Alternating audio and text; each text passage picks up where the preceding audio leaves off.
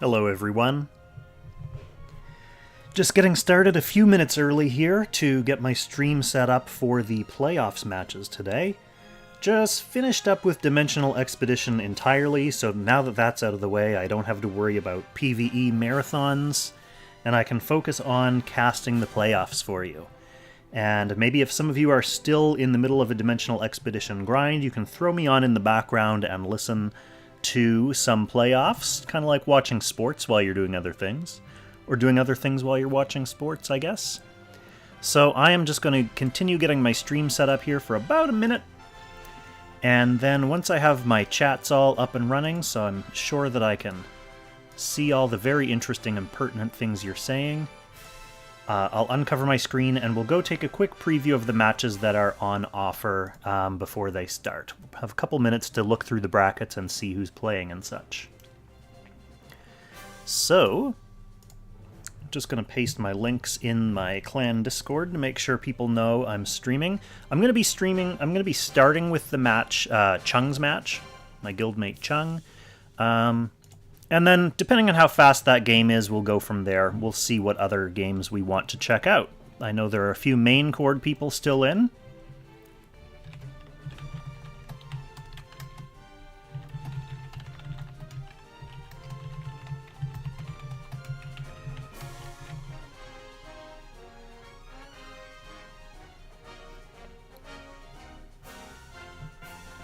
So bear with me for just one moment.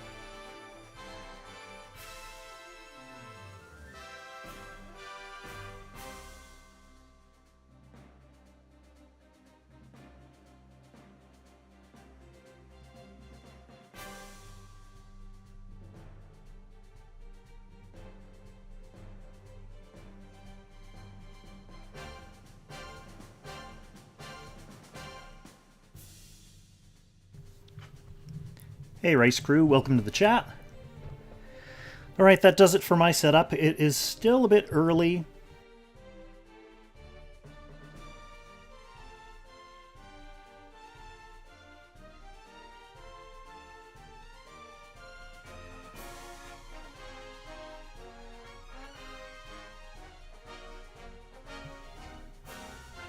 Now I did. Welcome to the chat, Rice Crew. So I'm all set up. As I was saying earlier, there are a lot of people who are probably still knees deep in Dimensional Expedition, so we may have some slightly smaller stream viewership than normal. And playoffs don't start for another 5 minutes anyway, but let's just go through the brackets while we're waiting for the matches to start. The matches starting, much more important than more viewers showing up anyway. That's the main event. So let's take a look. This was my group that I am no longer in, so that is not of interest to me anymore. We will keep our eyes peeled for potentially other matches that we want to check out. For example, when Chung's match is done. Chung usually plays pretty quick, but let's see who his opponent is. So up here we have, Cramp's a good player. Kitten Overlord versus Tomato. Two good players. This is not Meow Sensei's main account, though, so I'm not sure how stacked up it is. Obviously good enough for top 64. Tomato's going to be a tough match for him, though. We have a couple players from 7th Heaven Guild in Luciris Gate. So good to see representation from them there. It'll be a little bit sad and a little bit funny if they have to play against each other. We've got Valabar versus the real Meow Sensei over here, both good players.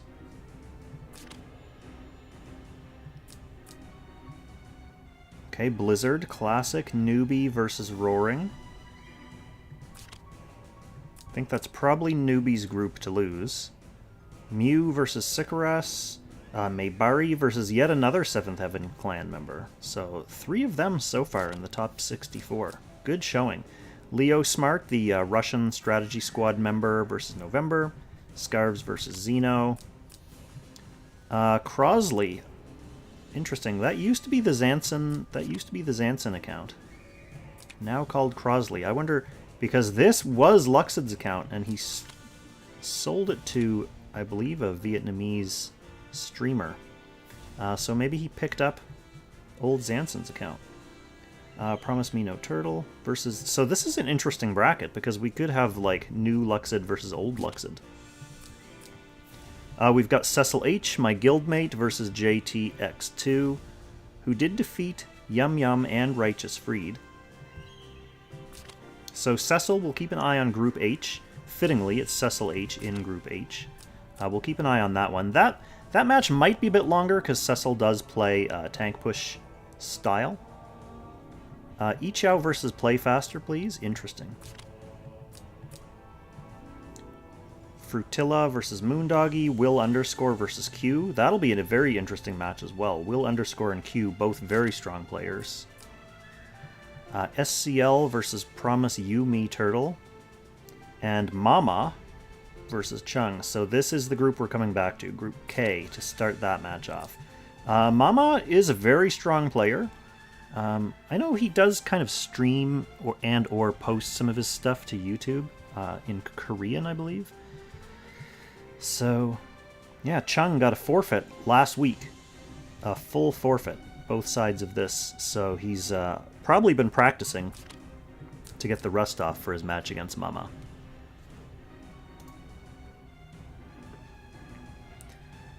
Lufia Scarlet versus Winston. Untruckalocon versus Viren.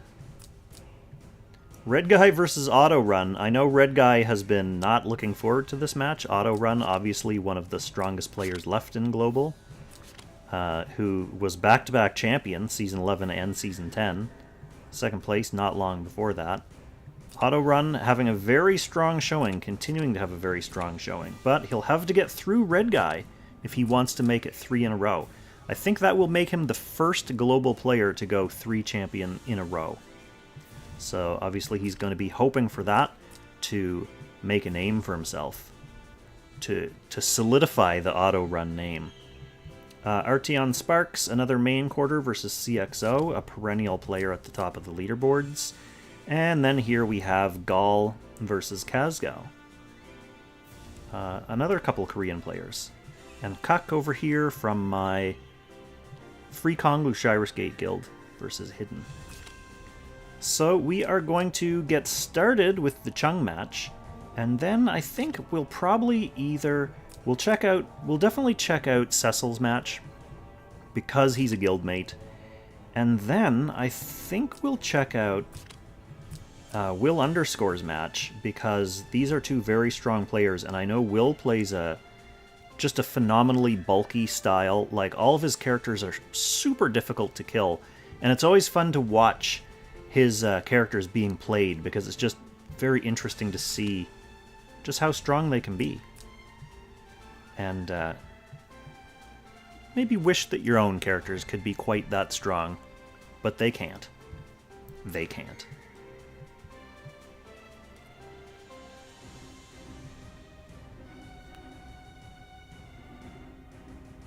Alright, here we go. Chung versus Mama.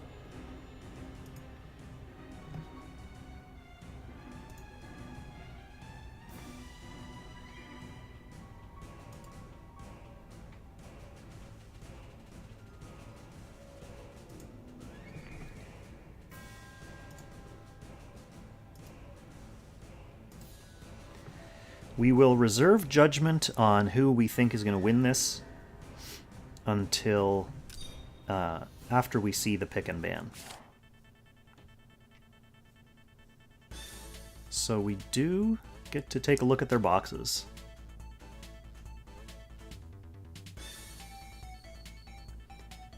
Creamy Mommy, Will was fun to play in Tower. Won most games without killing any of his units. Yeah, that's true. Well, at least in that mode, you don't need to kill his units. If you want to play that kind of game in Apex Arena, you need to be able to survive in the middle of the map, or you need to be able to kill something. So let's see, we've got Mama's box here. He's got a Julian in there. He's got Ares. Obviously he's got Lavina and Matthew, so this is a very interesting box because he has the AoE flex if he wants it, or if he has the opportunity. For example, if he's player 1 on a good map, definitely has the AoE flex, but all of these units are also strong single target units, so it doesn't lock him into playing AoE if ban pick doesn't go that way for him. Even Julian has decent single target potential.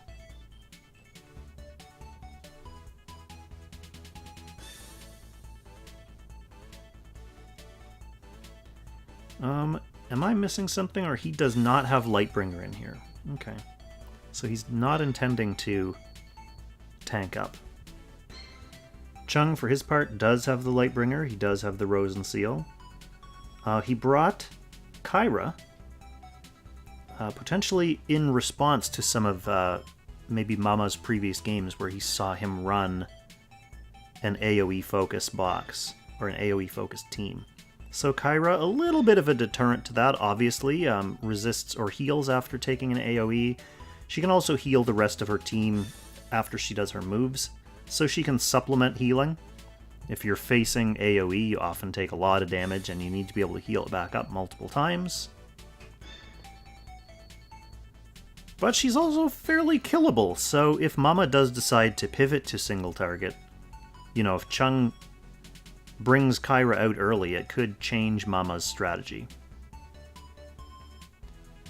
We also have Werner Dime in here. We have seen Chung play him several times before. Probably the closest, or the most off-banner, not off-banner, what am I thinking? I'm thinking Should You Summon. The most off-meta unit that we see in these two boxes. He's also got the Kagura here, who's another good long-range, long-distance heavy hitter. Definitely fits Chung's style. And he's got his Elwyn in there. He still loves Elwyn.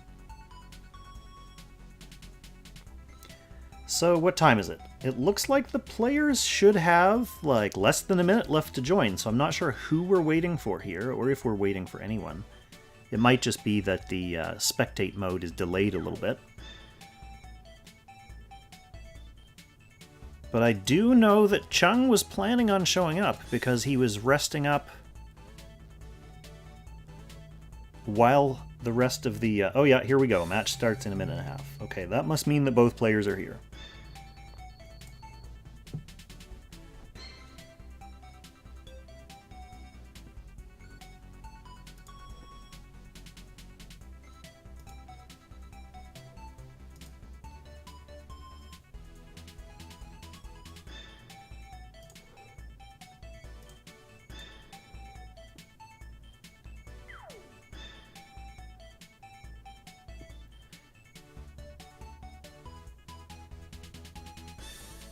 Oh yeah, Avengers. Leveling up everything in the Anarchy Training Grounds is a big grind. I mean, the way that the meta way to focus Anarchy is to use your 20 continuous auto battles. More than that now. We have a new building in the Floating Realm that gives us more than 20 continuous auto battles. But say you have 20 continuous auto battles available to you each day, just set up, ideally with a friend to save some stamina, and just run Anarchy 20 times on auto battle every day. Every single day, load up your stamina, continuous auto battle Anarchy every day, and that will help you get up your mats. But yeah, it's definitely a grind. It was Like several years worth of grind for day one players. Alright, here we go. We have Chung as player one. So he's not going to have to worry about that insta-rush. At least not right out the jump. But we will see how Mama adapts to being player 2 here. He is going to ban Chung's Zerida. Just a super powerful unit who can do everything, and you don't want her out there. Chung banning the Waitham. Waitham does enable a couple things in this box. The T-Jess and the Julian can both follow him in on a rush. So Chung just doesn't want that opener. And he's going to first pick Rosen. Even with this kind of like non-tanky, I'd expect to see Mama banning Lightbringer now. He's not going to want Chung to kind of hole up. Not that I think Chung would do that. He's really bringing this out knowing that he's going to get smoked a couple times, and he wants to be able to just kind of heal it back. It's an interesting strategy for Chung, but probably a necessary one given this box. And given the fact that he left Zerida up here.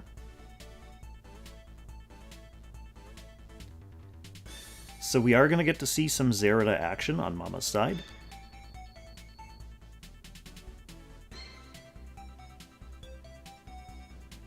Boomer, welcome to the chat.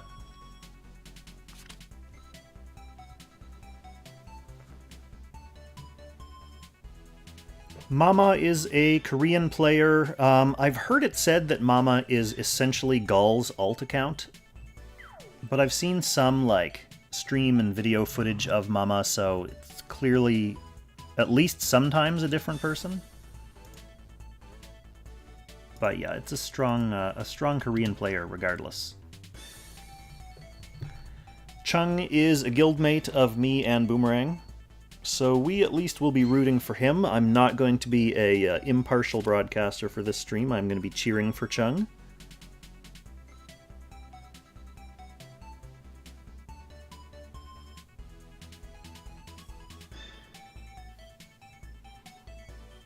Alright, so Chung losing out on a couple of his long-range strikers. And McLean. McLean is very powerful on this map. He can definitely slow down a rush. He's also really strong paired with Lucretia because Lucretia's puppet can speed up his cooldowns and keep the water tiles coming. So Mama is going to take D-Heart, who is a strong assassin. He can kill units, but he won't be able to stun anyone as long as Rosenseal stacks are up. So that at least is one part of D-Heart's kit that he won't be able to use.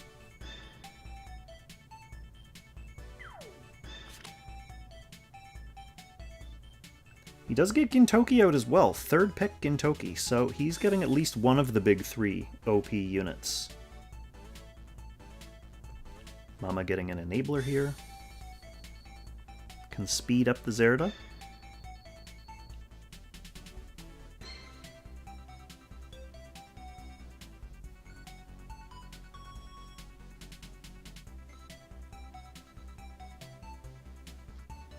It's not the best map for Lostum, but he's still a strong unit. T-Jess wouldn't be a terrible pick here either. He's going for that Werner Dime. See, I never really consider him as a strong pick, but mine might just not be good. I mean, obviously mine's not good. There's not a question of it. Thank you for the follow, Oro. Yeah, Chung has used him in lots of matches. He knows how to use him, so it'll be interesting to see. It'll be interesting to see if he manages to maintain enough range. I mean, he doesn't need to worry about the 10 move being able to penetrate guard because Mama doesn't have anyone here who is tanking. So it's just going to be a question of whether he can kill stuff.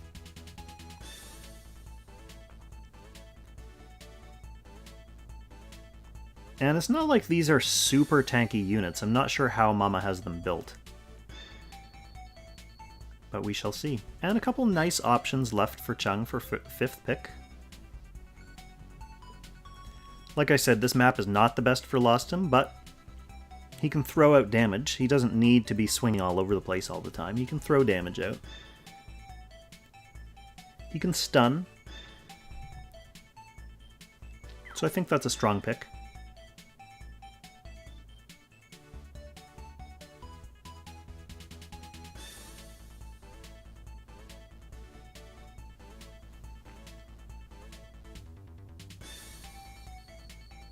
Yeah, Dime is he's definitely rough. But I think... I'm not sure how Chung has his built either. Obviously, if he's still in the box, he must have been devoting or dedicating some resources to him. Really, the thing with Dime, kind of like any unit, is just picking your targets. So if Chung is familiar with what he can kill with Werner Dime, then he can focus on trying to maneuver for that.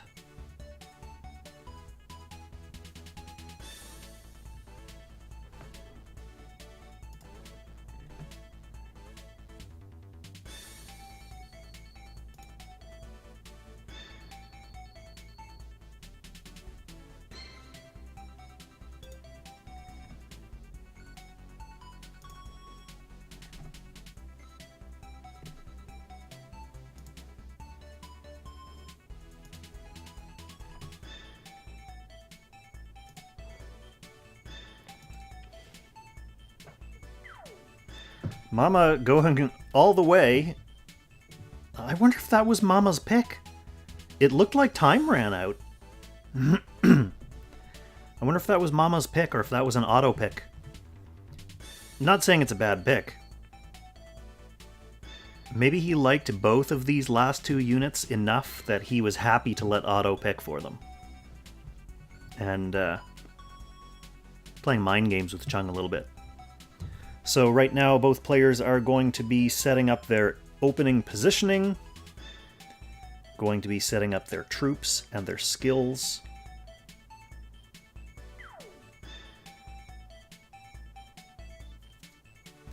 Yeah, I mean, it's certainly possible. Oh, if I was in the top 64, I would hate to have to play the Mama and Gall accounts at the same time. Gall was playing someone pretty decent on his real account too, wasn't he? I know I just went through it a few minutes ago, but I don't remember things.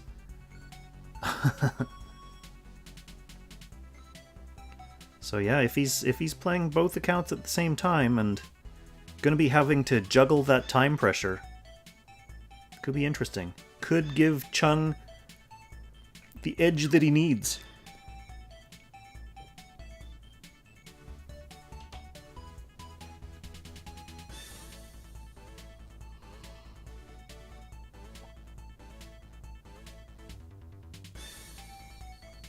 Oh, just got a refreshing water on the go here. No interesting pre-stream pour. I've been busy with Dimensional Expedition all day, so haven't really eaten anything. That will be for after. A post-playoffs celebratory meal of bacon and eggs. Alright, here we go. Let's see what we've got.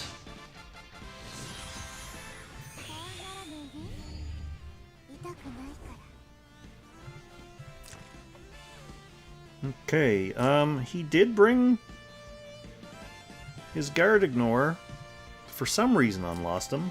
I'm not sure why, not really needed. Empire faction buff makes sense for these Empire units. Fully single target Lucretia.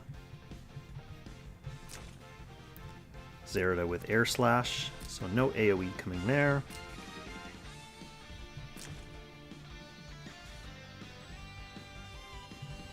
I don't know Julian very well. Everything else looks pretty normal. If I were Chung, I'd be very intrigued by that last 5th pick auto pick. And I would have tried to make my first move there pretty quick just to see if Mama runs down the clock here.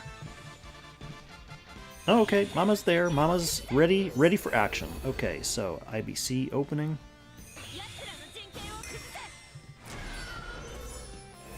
Gall versus Kazgao. Yeah, that's not an easy game for Gall. Versus Kazgao and Chung. They're two strong opponents.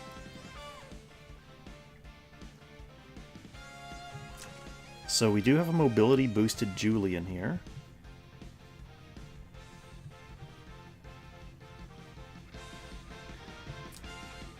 Not necessarily going to want to open with Julian, though, just because he benefits from enemies being already hurt.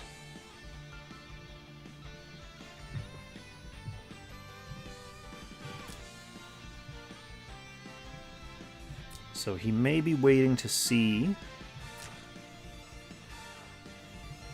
what kind of opening Chung will give him.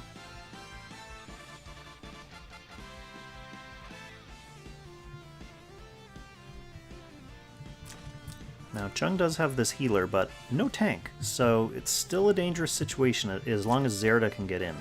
She's speed boosted right now, and she can teleport to herself to increase her range even further. And with that air slash, she essentially has one more range.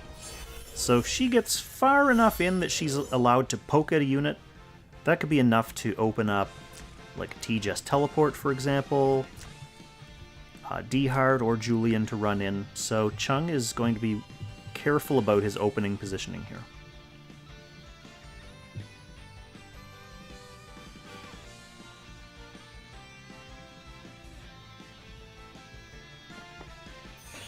Yeah, it looks like that is exactly what's happening here, Creamy.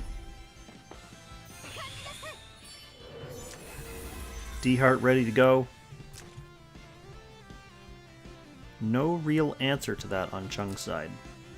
This Werner is not set up yet, so he doesn't have any of his additional mobility.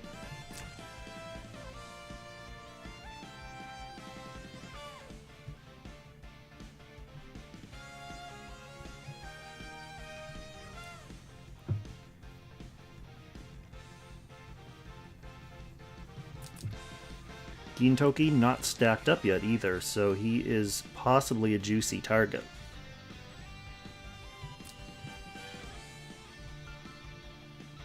Double infantry, no buffs. Lost him, ultimately not as threatening as the Gintoki.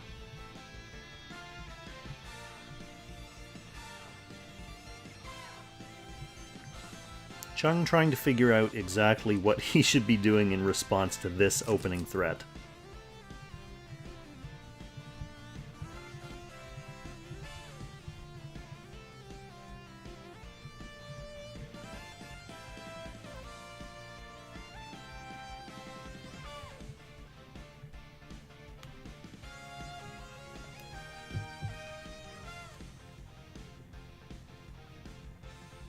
Possibly considering just saving one of those exposed units.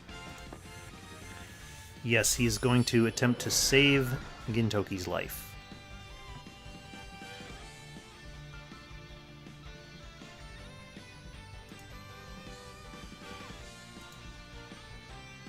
I say attempt to.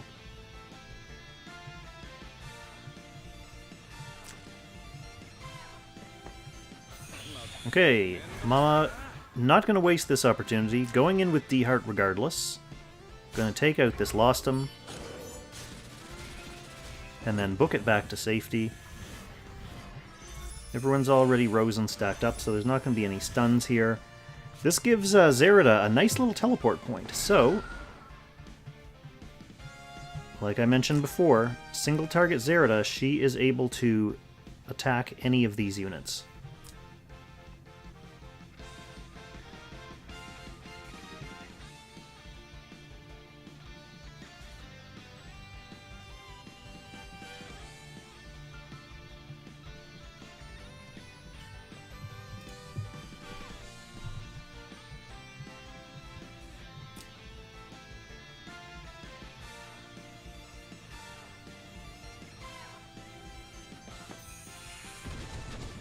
I think this is fair. Easy kill on D-Heart here. Gintoki still stacked up. He's got his buffs. I guess Chung figures if that Zerida's going to come for Gintoki, this is the kind of condition he's going to be in regardless, so he might as well get an action out of him.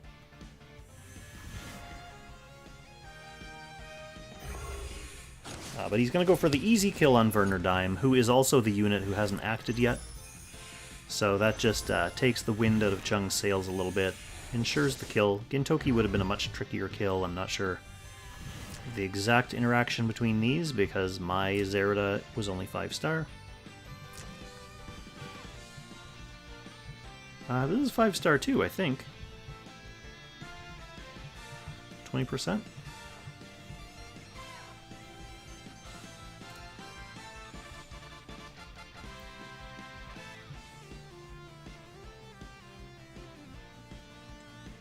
So Chung has lost his Lostum and his Vernerdime, 2 of his potent DPS. Mama has just lost D-Heart. He's still got a couple mages back here, and a Julian, who we are not 100% sure what Julian can do yet, but we're about to find out. Whoa, baby! Almost completely kills Lucretia and Vance.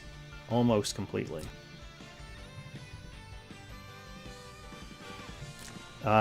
He's going to be able to do it now, though, if that Lucretia doesn't do something. See, this is a tricky position for Chung, because he knows he has to do something about that Julian, or else they're dead.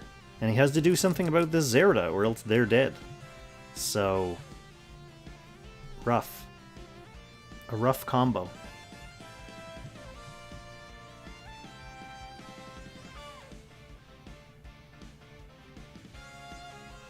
I hate playing against rush teams. I'm just bad at it. I think they're interesting, and I definitely appreciate the players who are good at it, but they make me feel hopeless, like I'm not sure what to do, and I'm not sure what I'm doing wrong. So it's hard to like learn and improve, because I just get frustrated, like I'm thinking, I don't even know like what I could do to improve that and make it better. Yeah, fun to watch, fun to see the big combos go off. But even watching them, I'm just like, I don't know what I would do in this situation.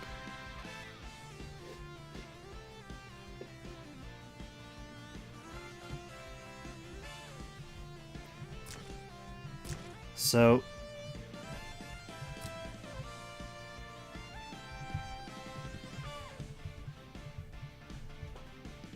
yeah, whoever is still up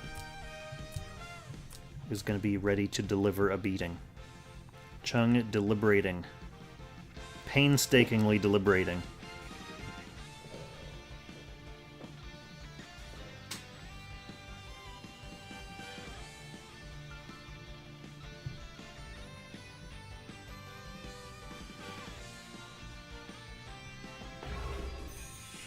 Alright, he's going with Gin versus Zerida.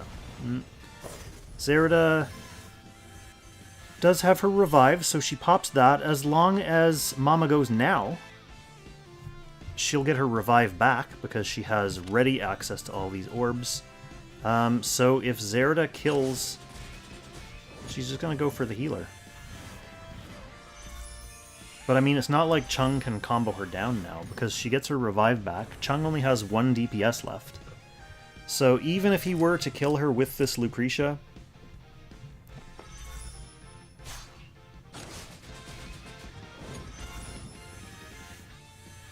or the puppet, which I don't even know. Yeah, she only has... regardless, it's beside the point. Like, he kills her, then Mama can just pick up another orb on his turn. And get her revived back again.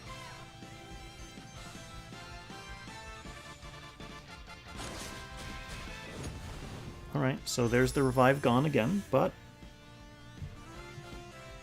I mean, I suppose Chung has turn priority here, so if he has any units left at the end of this turn, he'll be able to kill the Zerida yet again, and she won't have her revive back. But let's see if that's something Mama is going to allow to happen.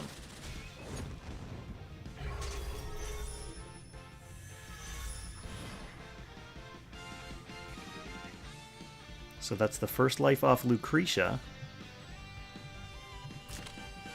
And that doesn't do anything ridiculous, like any follow-up fixed damage that could kill her second life. I really don't know how Julian plays. Obviously, I should learn before next season starts. I didn't run into any Julians at all this season, but I think this is like right around the time when the people who started to build him are getting him battle ready, essentially.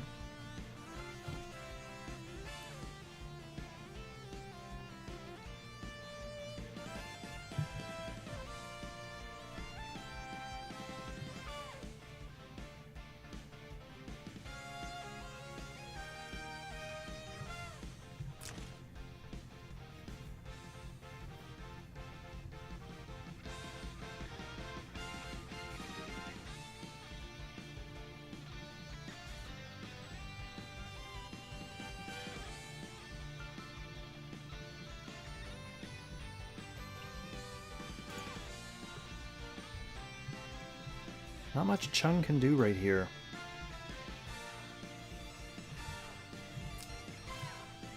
Imagine he's thinking about, yeah, he's thinking about who he wanted to kill there. Oh no. Oh, Gintoki just barely misses that kill on the Julian too. Chung's gonna be kicking himself for that decision. I mean, he knows that he has the turn priority, so I guess he's figuring that he could just finish off this Zerida at the start of next turn. And if that Julian was dead, that's much less worrisome. But now, T-Jess, after this action, her teleport is going to be back, and her act again is going to be back, so she essentially can come in as long as she wants. Yep, T-Jess is ready for action now. So, if that had died, and Chung could use this opening action to kill the Zerida, then T-Jess would be coming in.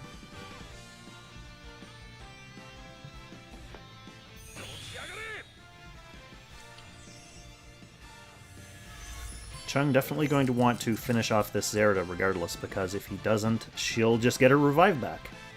So taking a rare opportunity to get rid of her when she can't revive, you can't pass that up. He does only have about 5 seconds to make that happen though. Okay. So Zerida gone. What do you have left for skills? That's just a passive.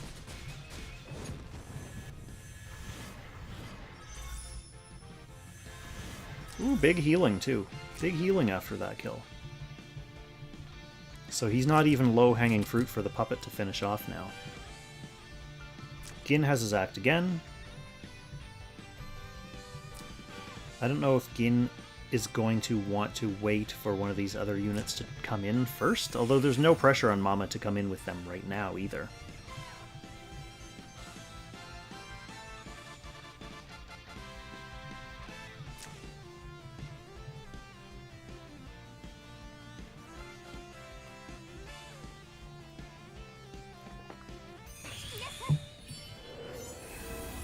Yeah, here it comes.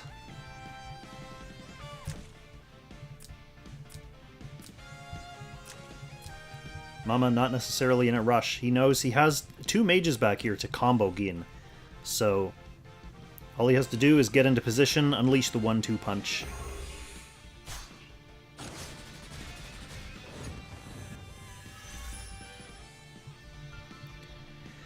Now, one thing Chung can do is sacrifice Vance next turn if his Gin survives. Like, if his Gin is actually able to do anything at the start of next turn, he does have the option to take 2 actions if he wants. That is pretty much what this puppet is good for at this point.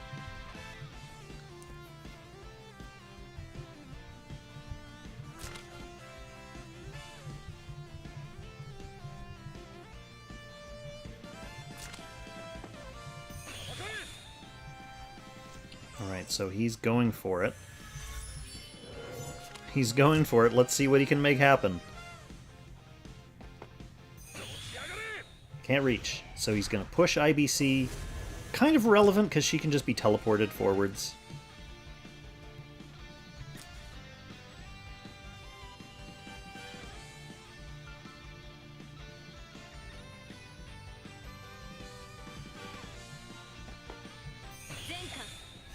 Doesn't even need the teleport.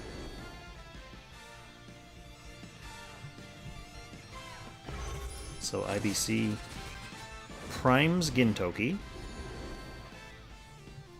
I suspect we see the end of this puppet's life. And then Chung is just going to be holding on and hoping that T just can't finish this off. The Sand Seas are basically obliterated already, and no, not going to be enough.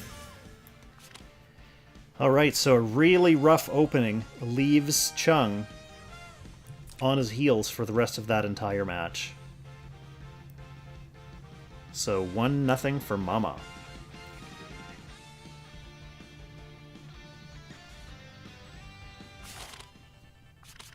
And the next match is going to be on the Shipwreck map. That is a map that is very good for McLean. We may see McLean come up from the side box over here.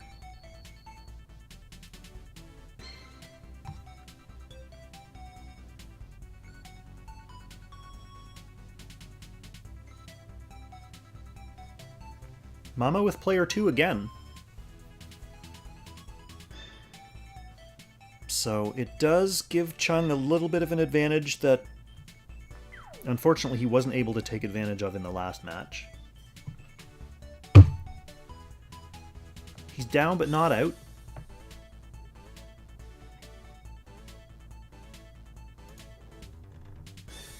So we'll see if he's able to make anything happen here.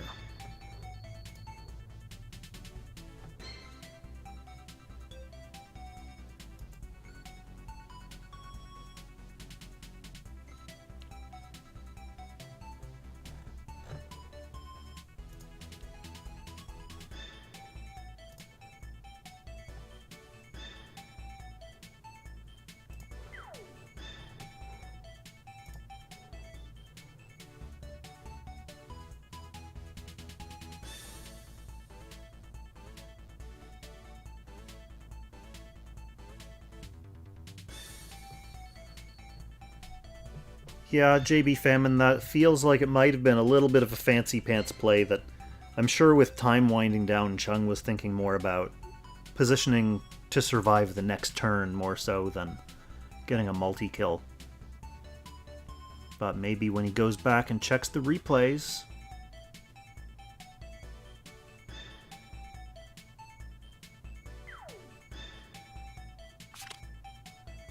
Actually, no sideboxing. After all that time deliberating, no sideboxing, so we are not going to see a McLean on Mama's side. First banning the Z2.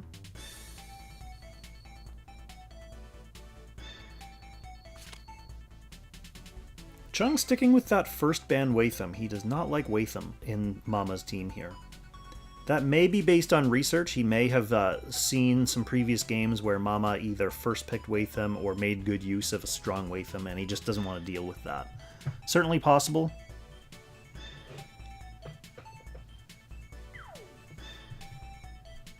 Zicky Kane wants to ban Z2 from the entire game.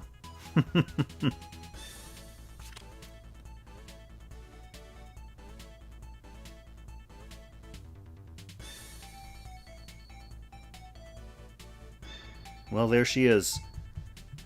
This might not be the game for you to watch then, because we saw her put in good work against Chung in Game 1, and we may see that again in Game 2.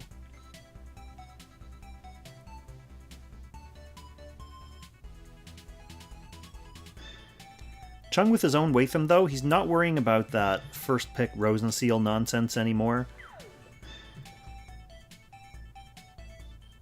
After finding that it really didn't help him sustain against the onslaught. So why take a potentially prime DPS slot away?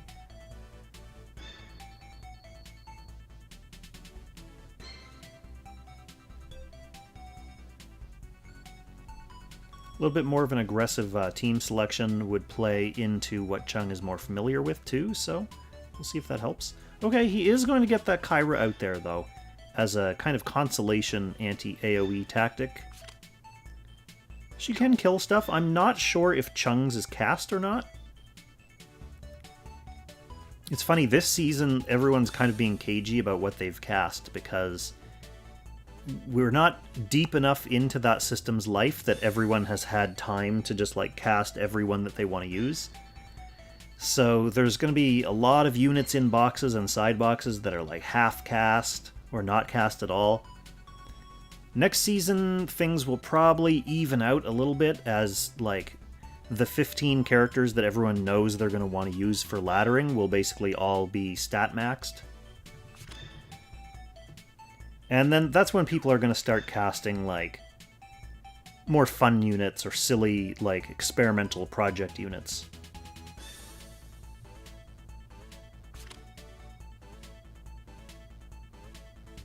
Casting Brenda and Lanford, it sounds like someone has some Ancient Beckoning runs in their near future, Cucumber.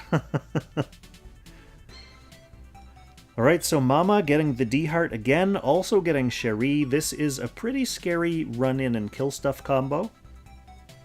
These guys are all capable of killing that Kyra, so she's not really going to be super helpful defensively. Not against what's out here yet, anyway. McLean, though, a good pickup for Chung on this map. Lots of water to take advantage of, and these are units that McLean's water tiles can slow down. Yeah, Rice Crew, I think it's less casting that is potentially responsible for reviving Landius, and more just the types of units that are available. So there are a lot of good YLS units out there now already, and some YLS units coming still, and some little improvements to YLS teams, like for example Oboro is getting his unique helmet, which relies on, I believe, having a faction buff. And he's a YLS unit, so having Landius in the box to kind of cover faction buff for all those becomes somewhat appealing.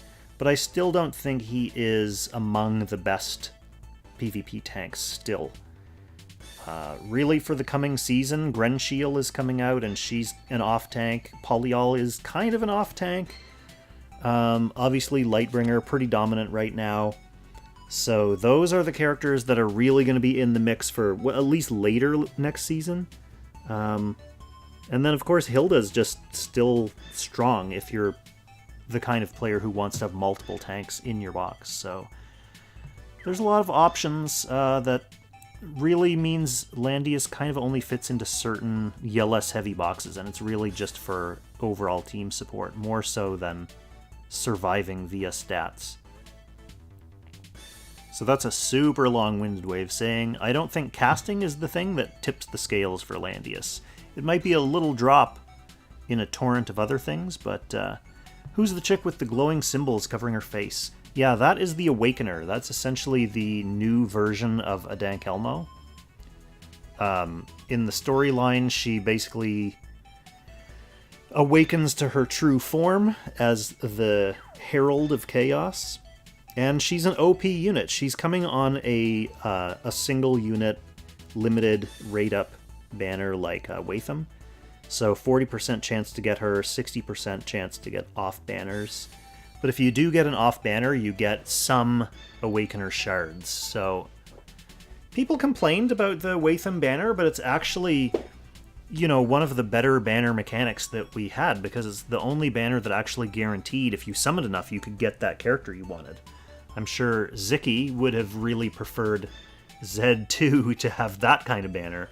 With the amount of summoning he did, he could have had her banked. Yeah, it is more fair.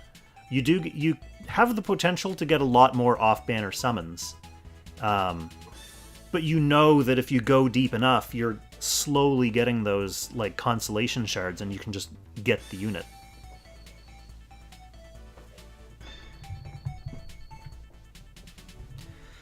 Okay, so we kind of talked all the way through that band pick. We are going to see Werner Dime in action again. He didn't have a chance to do anything last game. Let's see if he does this game. We're getting the McLean and Lucretia combo that I like so much. Maybe the McLean tiles will help Kyra stay far enough away from these enemies that she can survive and kind of pick away at them long range.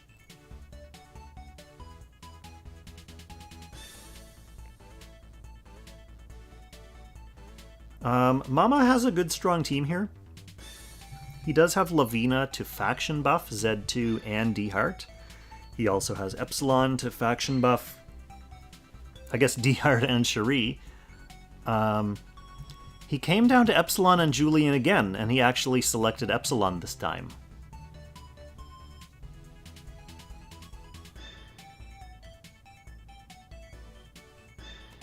Yeah, how is Mama gonna break the McLean shenanigans? That's an interesting question. I don't know if Chung's McLean is 6-star. I would be surprised if he were fielding him in a late playoff match, not at 6-star, because as useful as he is, having your tiles only up for one turn really hurts. So let's take a peek.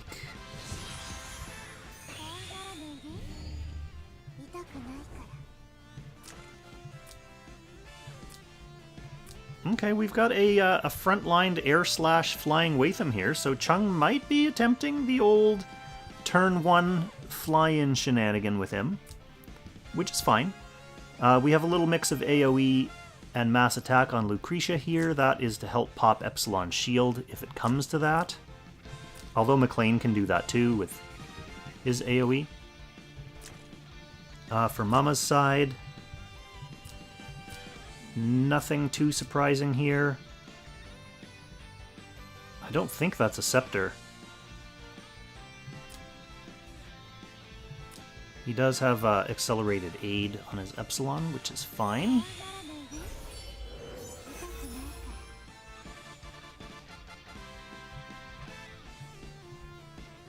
Chung not feeling the pressure to go for the immediate turn 1 Waitham fly-in.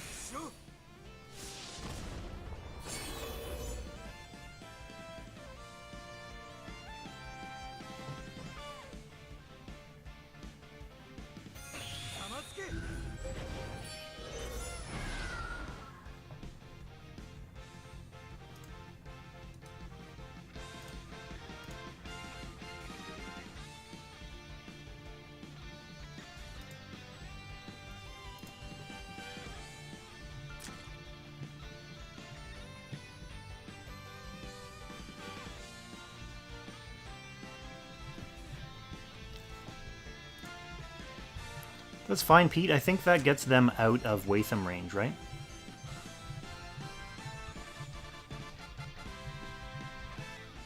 So this Waitham now doesn't threaten anything.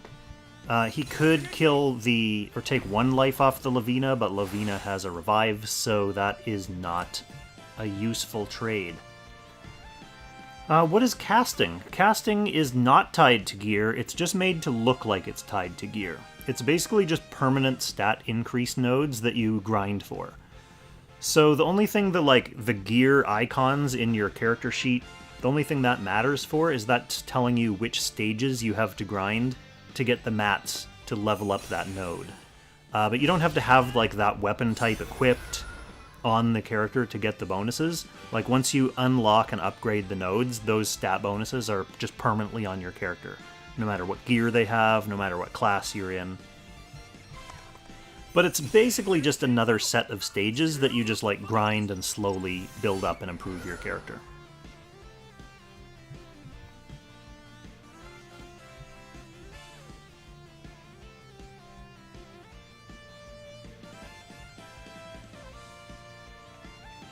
Yeah, Ziki, even though ATN is saying that ain't crazy, that's just Season 12, which is true.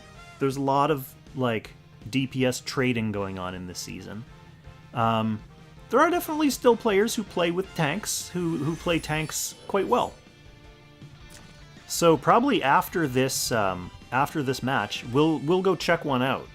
We'll either watch Cecil's match or Will Underscore's match, and those are both tank players.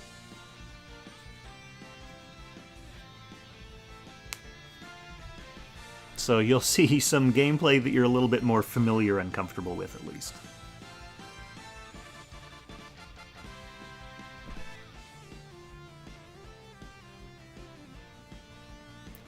Hale is not still kicking this season. He was eliminated in the last round. He changed his name in-game to 50% win rate because people were giving him shit about how many games he played in the regular season. So he thought he would get in on the joke. But yeah, he got eliminated by another player who's still in, who's fighting tonight, actually, Mew. And who's potentially going to get eliminated, but we'll see. So with that, the turn 1 threat from Watham now kind of passed, it looks like we're going to see Chung start to lay down some tiles. They are 2-turn tiles, so it is a 6-star McLean. That's good. And it looks like Chung is going to start playing a bit more of a strategic chess game of hiding behind the torrents and trying to pick off Mama's units before they can fully get in on him. Kind of a rough map for Werner Dime, to be honest. Rough for Lucretia, only having 1 long-range single-target skill. So these guys are going to have to do some work. Chung's brain is going to be tired after this one.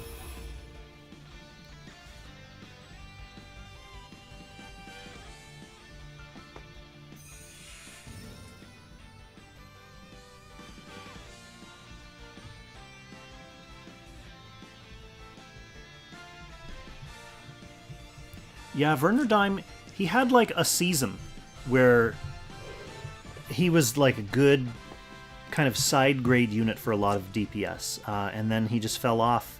But I think Chung built his, and he likes the way he plays. He's a nice fast unit, so he wants to keep it going. He wants to keep the dream alive. Will the new Kuro characters shake up the meta? They won't really like change the way the game is played, if that's what you mean by shaking up the meta, but they definitely have a part in the meta. So Agnes and Elaine, both of the banner characters, we're going to see them in Apex Arena. Agnes is a healer who probably fits a bit better with tanky or turtley boxes. She has like a revive aura. She can give other units on your team a revive. Elaine is basically strong DPS. Strong, bulky DPS. And she's good in PvE as well. So, people are going to be summoning for those units. People are going to be summoning for them. Yeah, Elaine also has a place in Ancient Beckoning. So she's one of the top scoring meta units for Sleipnir. So we've got Polyol coming up in the next update, and Lugner, who is her banner mate. Those are both interesting. I mean, Polyol is basically in every box in the meta. Lugner is more of a weird, like, debuffing healer, but he'll definitely have a place as well in certain types of boxes. And then immediately after that, we have Grenshiel, who is another kind of unit that will fit into any box. And then after that, we have the collab, so they're definitely going to be in boxes. And then after that is the update with the Awakener. And we're just starting to get leaks and info about the next update in China, and it's looking like these units are going to be summonable too, so our wallets are going to be stressed. Mama's spending a lot of backup time there figuring out how to make this approach. So just hanging back with Epsilon. Does catch a couple breezes here, which may be something that changes his mind about his approach on the next turn. Chung, though, not exactly in a rush to start moving out of this watery position. He doesn't want to give Cherie something that she can bounce off of and hit a backline unit.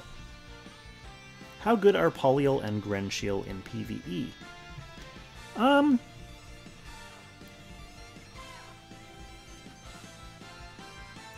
It depends on what you mean by PvE. See, normally when I'm judging a unit for PvE, I'm judging it based on like specialty content, like Ragnarok of the Realms or Ancient Beckoning, because those are the modes that you really need to like carefully select your characters for. If you're just talking about Timeless Trials, Time Rifts, Story Mode, then you can use anything you want, for sure. That said, Grenshiel could be pretty good for general PvE because she is another one of those automatic faction buff characters. Kind of like Elwyn, so good if you have Strategic Masters and you want to get them buffed for free. If you count the Magic Tower Auto Chess mode as PvE, which I guess it's not, but Polyol is OP for that as well.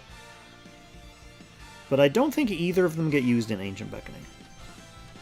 But that said, both of them are well-rounded characters who can kind of do a little bit of everything, and those characters are usually pretty good for general-purpose PvE, so if that's what you're asking about, they're a decent investment.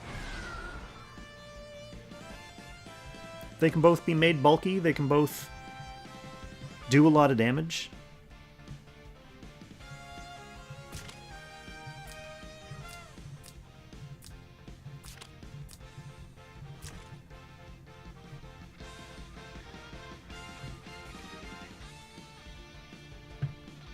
Can't believe Creamy just listed all these DE essential units and totally skipped Shelfaniel. I don't even want to think about the number of times I fielded Shelfaniel today.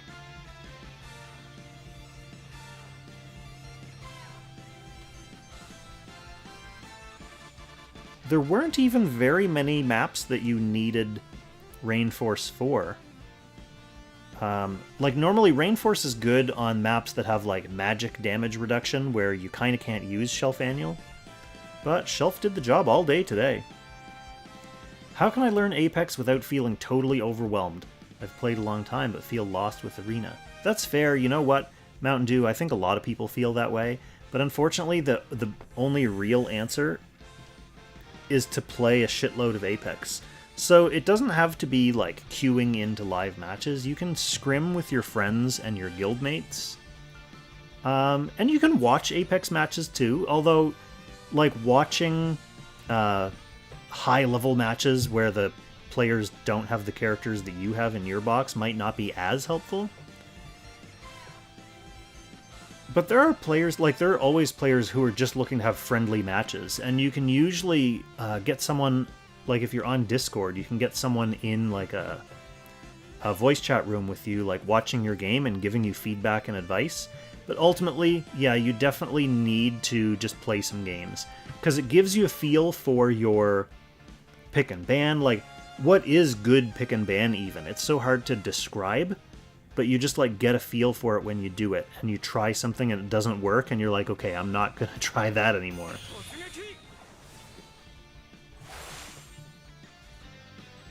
Yeah, that was Creamy. That was like the one Rainforce Essential map. I didn't fight that map. I let my friendos do it for me. So it looks like we're going to see McLean possibly making an attempt on this Cherie here. Mama was venturing an incursion deep into Chung territory with this Cherie, hoping to be able to go for a double kill. Chung possibly doesn't want to let that stand. I think what he's debating now is whether this beefy assassination technique will actually kill her.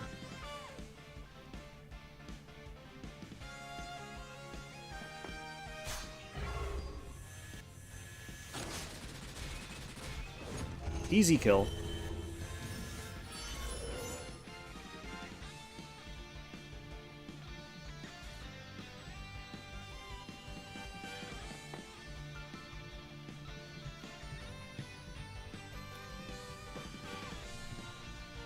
Shelf is just way faster than Lucretia, that's all. She can do a giant span AoE every single turn, built-in clock, and you don't have to worry about the puppet taking its turn. Honestly, for 95% of Dimensional Expedition, you're just plonking down your Shelf and clicking the auto-battle button. At least we auto-battled for hours. And having Shelf makes the maps go by very, very fast. Lucretia's definitely good, though, for a lot of the maps. Not saying Lucretia's bad.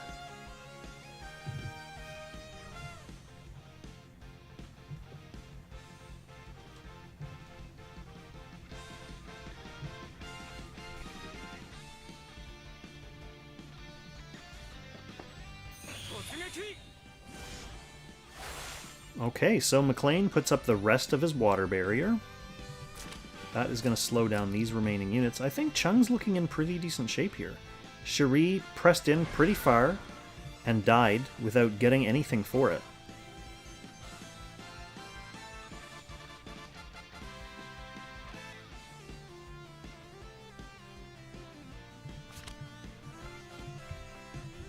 Hey, we weren't competing with Baldia. we were first place on our server by like 70,000 points, so if it works, it works.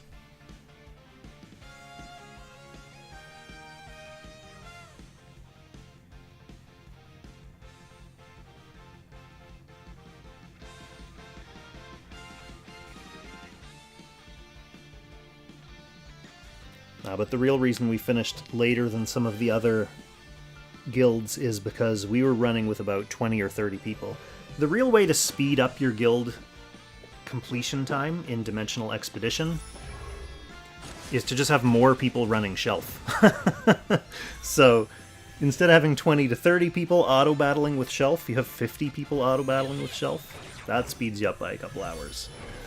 So there is one life off this Zerida. No repercussions yet. Kyra able to kind of teleport back to safety.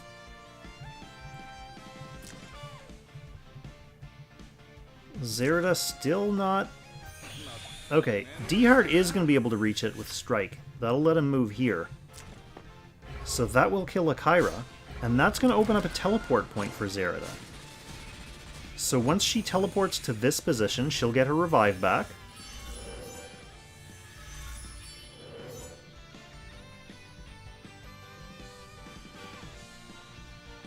It's actually not a good opening for Chung.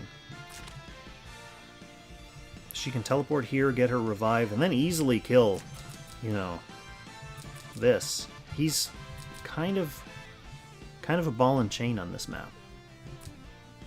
Epsilon just quietly back here picking up stacks.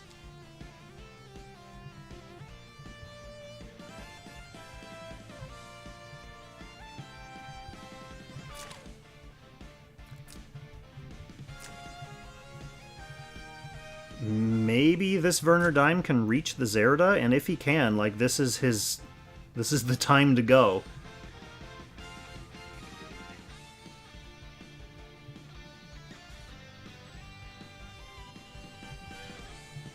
I mean, if Werner Dime is going to do something useful, this is when you want that useful thing to be done. Even if it does cost him his life, you don't want that Zerida coming into your back line. Oh no, Chung running out of time to make it happen. Here we go. Let's see. Werner Dime in action. Does get the kill. Okay, so that is it for Zerida. Whew. Now Chung's going to have huge numbers flashing in his face every turn.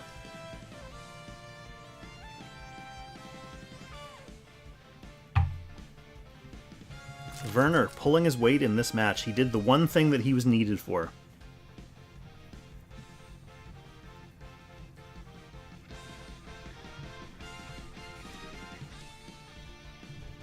We were worried, weren't we, that he was going to be a failure. Can we switch servers in-game? No. The server that your account is on is going to be on that server for good. The only way to switch is if they merge servers, then you'll be on like a new merge server, or if you start a new account. Alright, Mama is going to be looking for a Epsilon hard carry.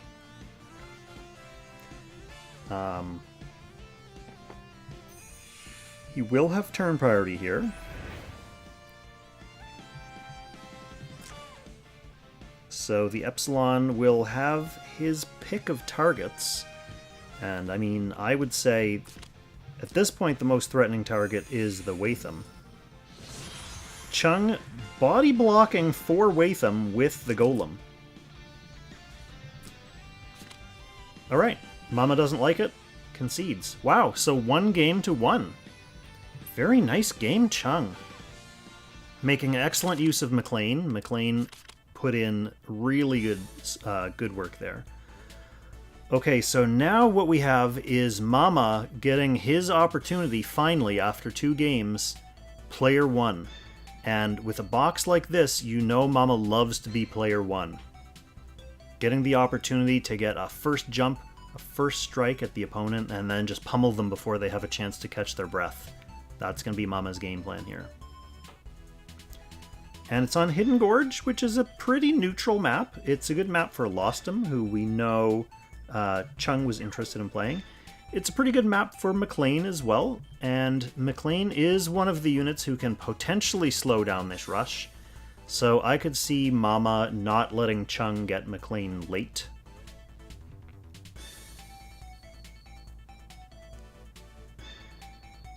And we may see Chung opt to play a little bit more of a defensive style, possibly picking Lightbringer.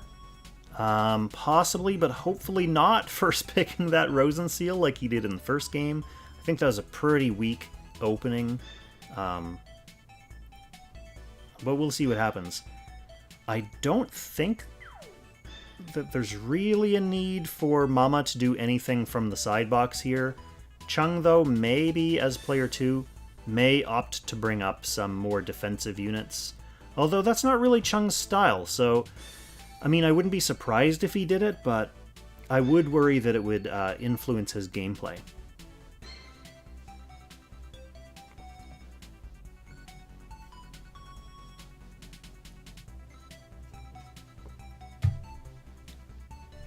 An original Zerida in Blizzard's game. Is it on Blizzard's team? Because if so, that slightly doesn't surprise me. Okay, Chung switching healers, so going to Sissy, who has an Act again, that's a good player 2 move, and bringing up Cherie as well. Dropping the Kagura for Cherie. I mean, I guess Cherie does have the benefit of the Act again, so she can run back. I'm not 100% sure if Chung's Cherie is on Scepter of Divinity or not. Alright. We are going to, it looks like he's setting up the pieces for this opening rush. We've got a SP Matthew, who can definitely reach and splash with a big AoE here early in the game. And he's also banning Watham, who is a strong anti-rush pick.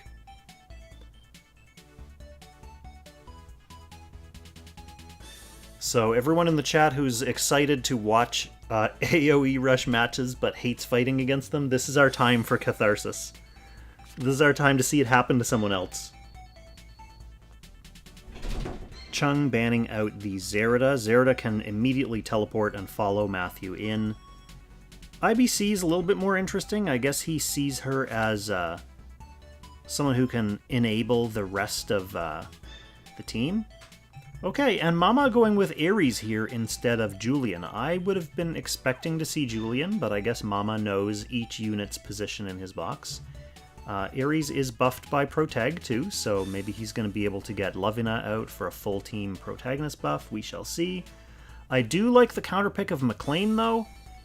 He's not going to be able to build water early enough to stop the first Matthew attack, but he will be able to maybe slow down the rest of the team. Oh, Ares can fly over McLean's water too, so that's another reason why Ares is a strong second pick here.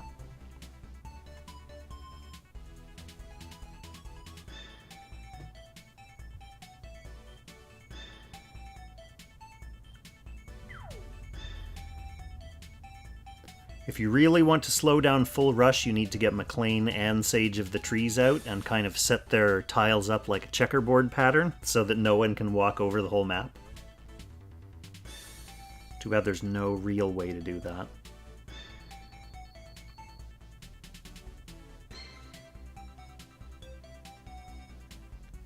Yeah, so as we thought, that lost him goes down early here. Chung getting the Sissy, so that gives him the opportunity to take a tank if he needs to. Opportunity to cast Act again. It also gives him some healing. That's the only healer in his box, the only true healer, so this was his only chance to get any healing to counter this AoE. Alright, he finally does get rid of Gintoki and Julian. Doesn't want to see a fourth pick Gintoki.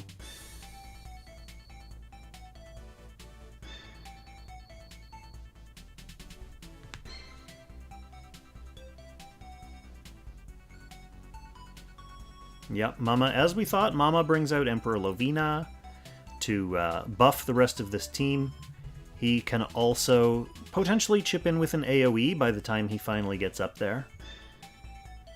Lavina also buffs D-Heart. This is 4 protagonists now. Chung taking that opportunity to get Zerida in here third pick. She's a strong unit, so it might help him. I just worry that he's going to be in bad shape by the time comes to use her.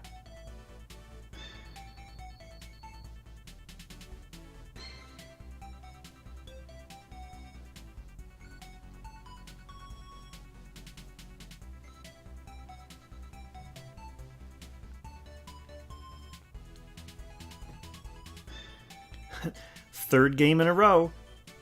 We're going to get to see Werner Dime in action again. First game, he died without doing anything. Second game, he killed Z2, so he actually really carried his own weight. Third game, let's see. This is going to be the tiebreaker. Is Werner Dime worth boxing or not? And Lucretia as well.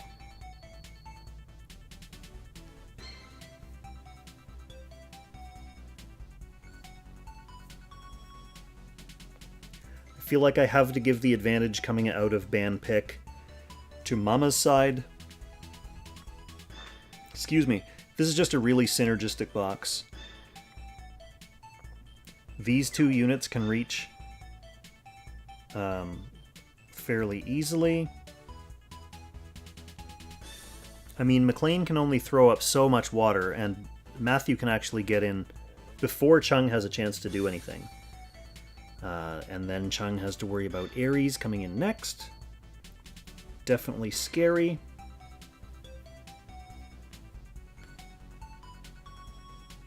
It is going to be basically pretty much whether Chung can react well enough to Mama's first two moves.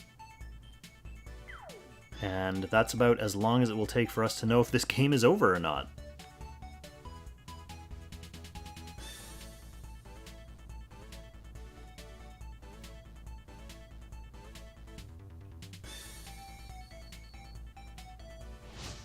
Listen, Peter, we're not going to be in my chat promoting people leaving good old Kong's stream.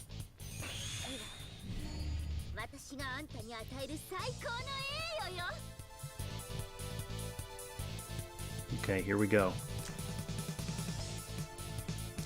1900 attack on this Matthew. That's with his own built-in command aura and no faction buff yet. So, he is a killing machine. Let's see what the damage is going to look like.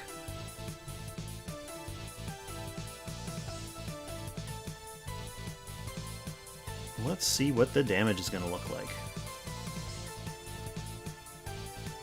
Let's see. Mama, what are you thinking? Are you going to buff first? Are you going to buff first and move people forwards? Yes. Makes total sense.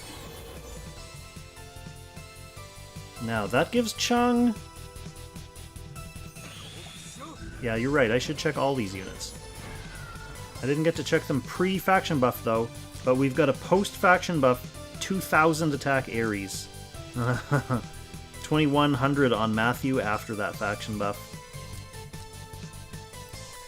He's brought all AoE, not surprising, that is what you do in this situation. She's on Inspire, also makes sense. Now, this is Chung's only chance.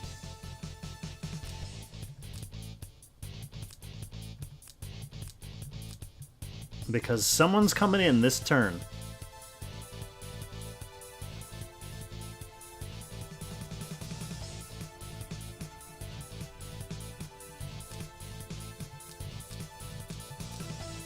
I mean, a fully cast Ares was basically a ladder wrecking machine for most of the season. I know a couple people who fully built and cast their Ares, and it was just a matter of launching him into the enemy team, and he was killing entire teams with his double AoE. Just ridiculous. That's a little bit not as easy to do now, because opponents now have you know, their own units cast up, which brings them up a little bit defensively.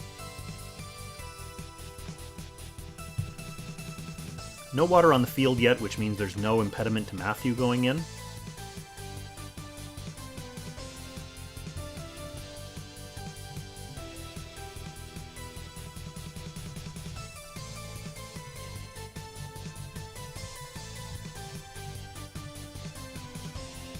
So Matthew can splash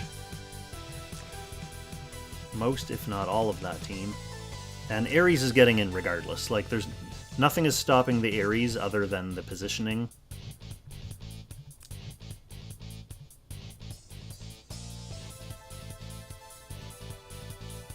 Yeah, I agree, Creamy. Chung's only chance there, I mean, he had like the one turn window of opportunity when Lovina took his action to get as much water out in front of him as possible.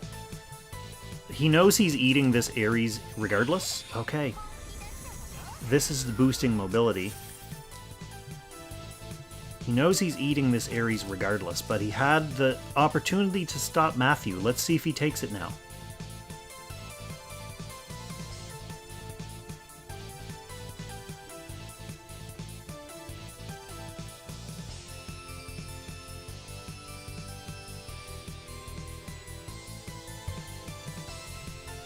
I mean, McLean is the next character that he wants to get out of dodge anyway.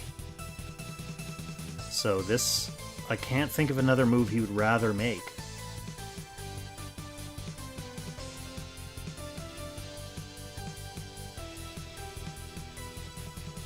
You know, I can't think of a different priority that he would have with the team he has on the field right now.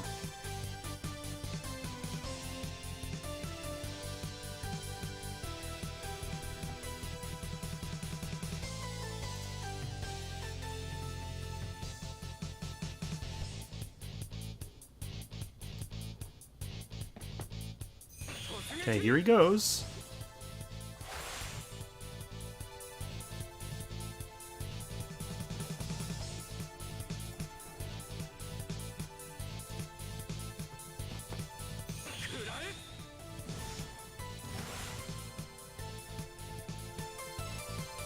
Alright, water straight down the field.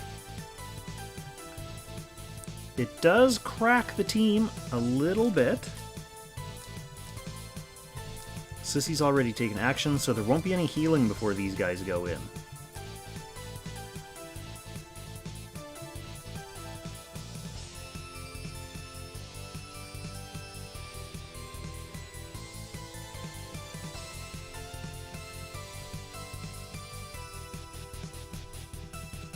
I mean, maybe you consider that a mistake by Mama, taking all that time to set up. He wanted that mobility. I wouldn't necessarily call it a throw yet, because we don't know exactly how this is going to play out. He's still getting his Ares, so we see just how much damage this Ares is going to do before we decide whether the mat was even necessary. I mean, this Werner Dime is dead. Okay, the Zerida loses her first life as well. Zerida also has no balls on the field to pick up her revive back. Unless, like, Lucretia is able to kill Ares. Matt is pretty stuck.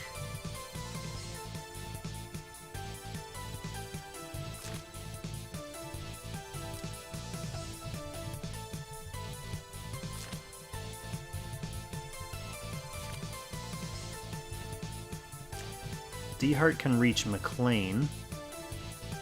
McLean has a revive, but D-Heart could also stun him.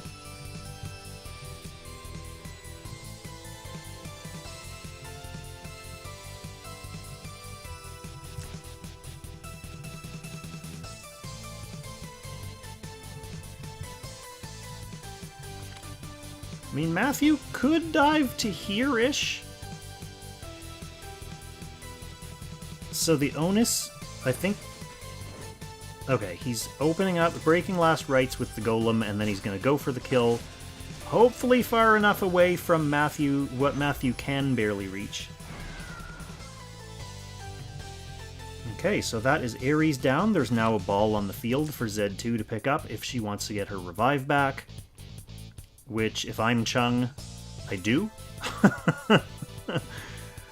And yeah, it's up to Mama to kind of pick up the pieces of that slightly fumbled opening. What can Matthew do? The rest of this team is slightly out of Matthew's splash range. I mean, he could splash Sissy, but I don't think he wants to waste that on one unit. other than just like getting out of here, like out here, and then using the time rewind mechanic to like rewind back here, gets him a little bit out of the water for next turn. Not the worst thing, but it's definitely not as good as splashing the entire team would have been.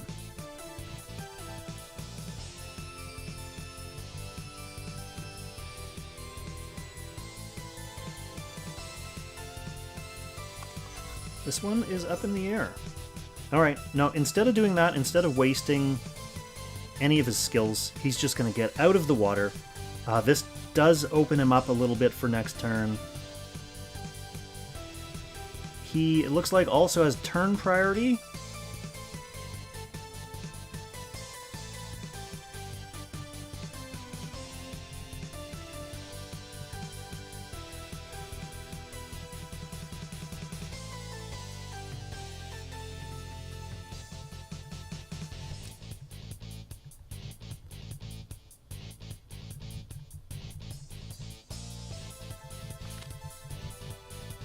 Which doesn't really give him the best in with his splash from down here either. He's out of the water at least. I think...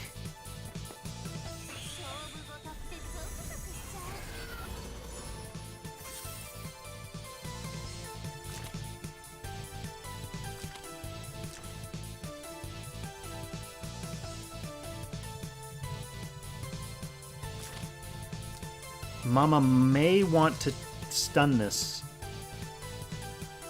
just so he can't put up more water this turn.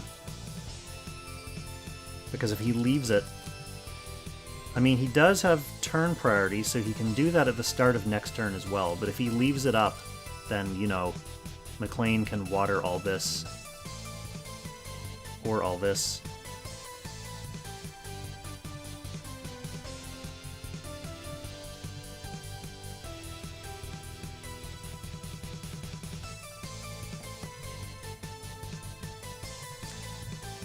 Alright, Mama's just gonna get ready. He's still sneakily getting ready down here for next turn.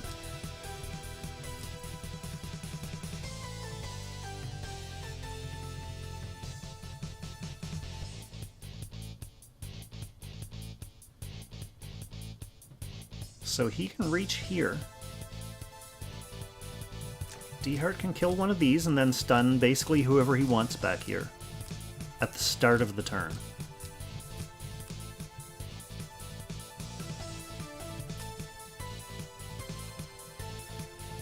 One, two, three, four, five, six.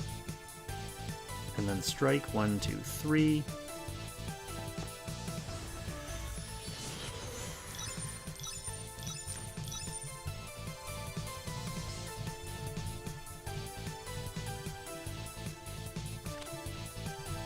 D-Heart shouldn't be able to reach that Zerida. Chung doing his best to keep Zerida away from these threats. He definitely wants to be able to do something with her before the game is over. So, we see what Mama's real next opening is going to be, after that first turn was kind of botched a little bit. He does have the option to heal up the rest of his team, get Matthew's techs back. But he may be thinking about keeping that in his back pocket.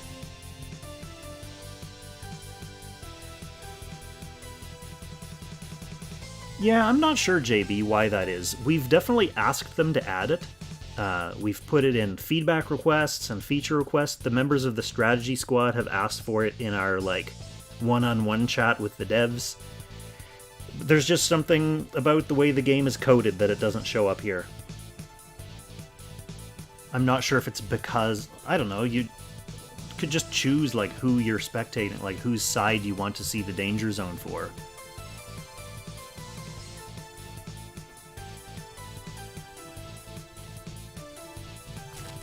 Yeah, this McLean, super dangerous.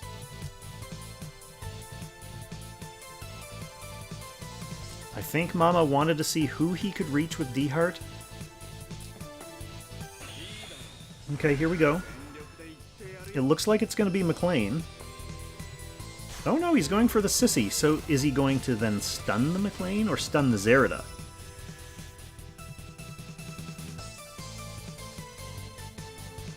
So that's Chung's healer down, it's Chung's tank down, it's Chung's act again down. That is definitely a good value for this D-Heart. It also takes any more water this turn off the table, thanks to this stun.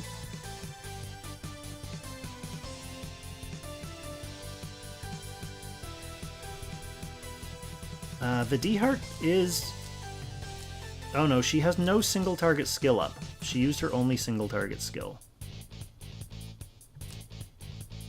Black Hole was an interesting choice. I know he had it on last game for Epsilon. I don't know if he left it on purpose. I would have probably considered going all single target against this lineup.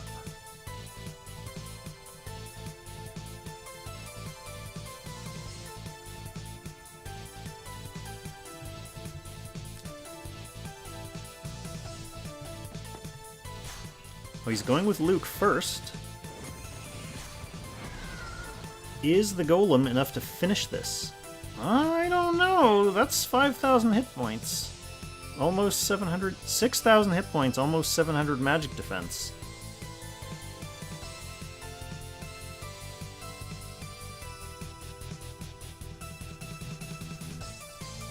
Now, his question is he gonna try? No. No, I don't think that's worth trying. Maybe he finishes D-Heart off with the Zerida now?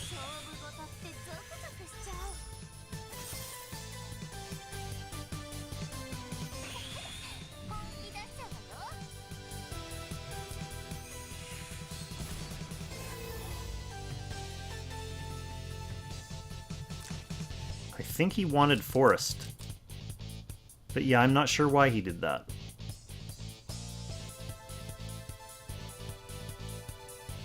Unless for some strange reason that's not on... Yeah, he has tons of range. Okay, who are you going for, Zerida? He's under guard.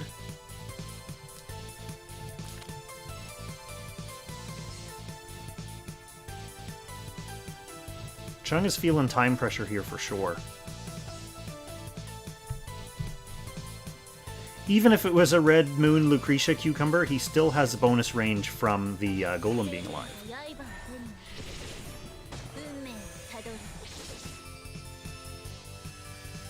Oh, he's hoping to take one life off this Lavina with AoE. It didn't quite work, so Lavina gets the chance to come in.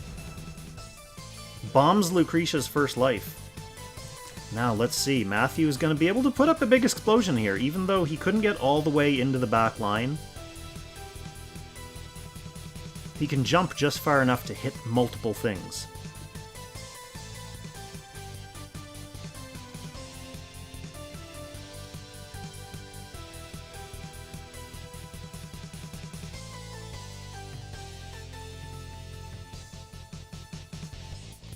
I mean, he had, at that point, a few seconds of backup time, but even with a few seconds of backup time, the time pressure definitely gets to you.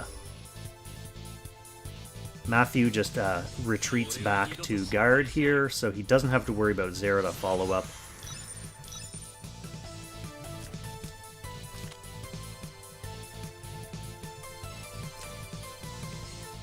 I mean, Black Hole is a play here now because these guys are all lined up and hurt-ish, but he has a revive. I don't think Black Hole is gonna fully kill this. But I mean, you gotta go for it. Yeah, no, D-Heart easily survives.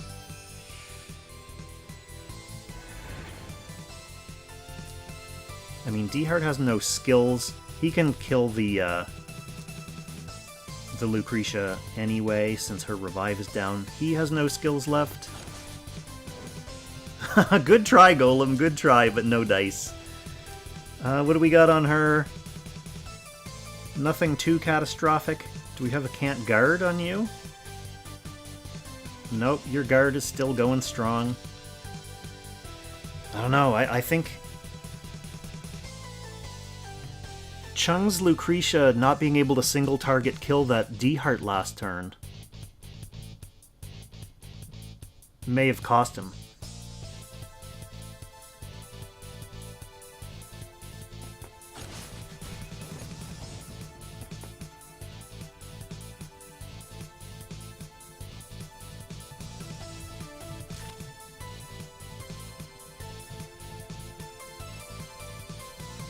Zerida can get comboed down by these two. So yeah, she's gonna take this kill. Oh, attempt to take this kill. Brutal. That's terrible. She lost her life. She has no orb. If she had killed this, she would have been able to pick up the orb to get her revive back. Lives with 300 hit points. No revive on the Zerida. Combo potential from Lovina and D-Heart.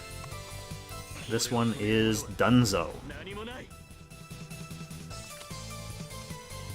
Poor Chung. Oh, he had that one. I think he had that one just within his grasp. And there were a couple mistakes. When he had the chance to go with Zerida or Lucretia, he probably should have gone with Zerida first, because that would have taken away the opportunity for Mama to use Sissy to get his team under guard.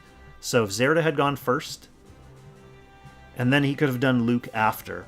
The other thing, I mean, even though he did use the black hole, I think if he had single target instead, it would have been a super easy kill on the D-Heart, and then he wouldn't have needed to worry about getting super overwhelmed there. So, good game to both Chung and Mama. Thank you for the entertainment. Let's go ahead and check out... Well, that game's over, so we'll check it out in a sec. Actually, let's just go through the brackets and see what's still on. Cramp 1, not surprising. Kitten Overlord beat Tomato. Elka lost. Both 7th Heaven guys advanced. So they will be facing each other. Fresh Knight loses. Valabar beat Meow Sensei, so good on you, Valabar. Newbie won, and Newbie will be facing Blizzard. Dr. YOLO, thanks so much. Sikarash won. He beat Mew. See, there's Hale. Mew was the person who beat Hale, and now Mew is out. Another 7th Heaven person, so all 3 of those went through. Defeating Maybari. Zeno is still fighting. Promise Me is still fighting against the old Luxit account, and the new Luxit account looks like it's dead to this person. Right, Cecil H won his match. We'll go back and check that one out. So TJ Ace versus Qtilla still on. Ichao won her match. Moondoggy Frutilla still on. Q defeated Will Underscore. That was the other one I wanted to check out. Oh, it looks like Moondoggy just won. So Moondoggy will be facing Q in the next round. All right, let's watch Cecil's match first, and then we'll see if we're too hungry to watch Will's match or not. Maybe we'll go on and check out Will's match. But I do want to at least watch this one because he is a guildmate.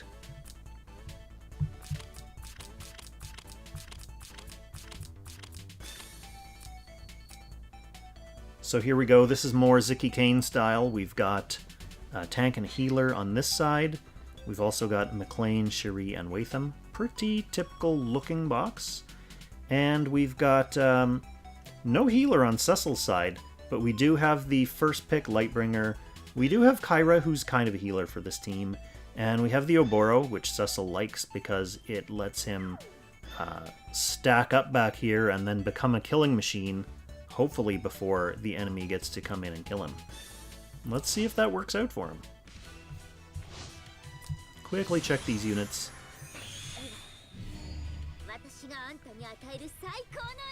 Oh, we've got a front-lined Oboro versus a frontline... Oh, he doesn't have Air Slash. Oh, he's an AoE. He doesn't need Air Slash, but if he had a single target skill... Well, I guess he has... They have tanks, so I'm always so used to thinking about that because I never have a tank. But when you have a tank, you're not getting that first turn cheese Watham move off because it's just going to get guarded. Everything else looking pretty normal on his side. Oboro is going to want to find a little perch somewhere that he can begin his transformation. But to the point of whoever was talking about danger zone and range earlier, see, we're essentially spectating a match here, and we're easily able to see the danger zone. So why not just put that in? Why not just put that into the other spectate function? We want to see the danger zone, Zilong.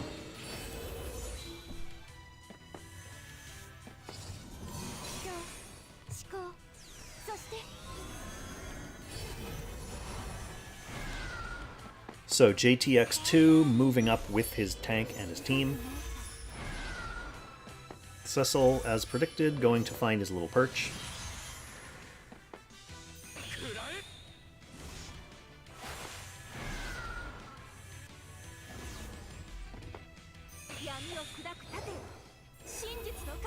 The McLean stack's a little bit less impactful than in the game we saw with Chung. Just because the onus is kind of on JayTX2 to move in here. Like, he's not really delaying Cecil by putting those up. Cecil's going to be happy to stay with his team. Oh. Does not quite have enough juice to get the kill with that guard ignore skill on Cherie.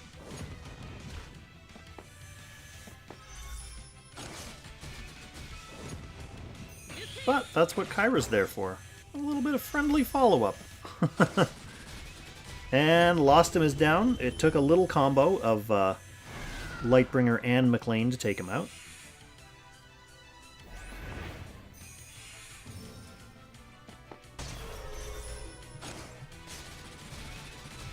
Exposing the Watham. Ooh, I want to go back and see that. Really nice little golem swap play there from Cecil. Identifies the opportunity. Watham down here, out of guard range. JayTX making the classic mistake.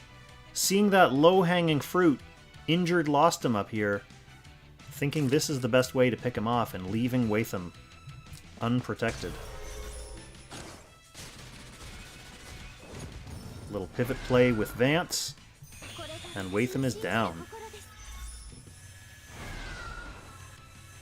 She is now out of revive range, though, which means... Oh, McLean not able to secure that kill at all. Fixed ignore? Well, he doesn't have pre-battle fixed anyway, does he? What does he have? Ragnarok? Yeah, must be fixed immune Lucretia.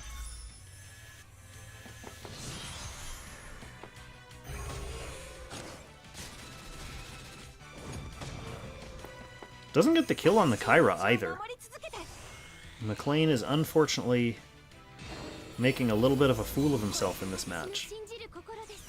All the while this is all happening, Oboro quietly building up stacks, ready for action. Lightbringer not enough to take him down. And here he comes. McLean does have a revive, but Oboro has post-attack explosion damage as well, so he can potentially... Just opts to kill the healer, though.